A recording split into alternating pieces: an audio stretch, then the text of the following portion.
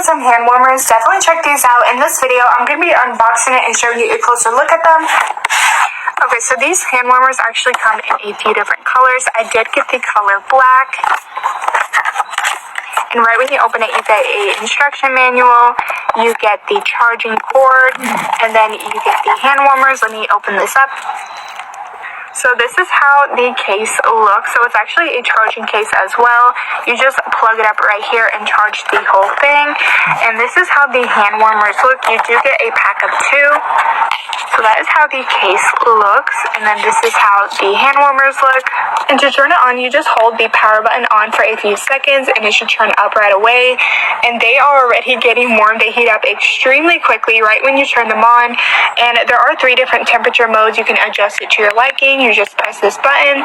And what's nice about them is that they have a very long lasting battery. You can use them for 2 to 3 days until you have to charge them again. And it's nice that you don't have to worry about a cable since they are wireless. And I definitely recommend these for the cold days coming up. These will just be so nice if you work outside.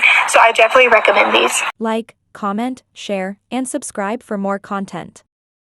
Thanks for your support.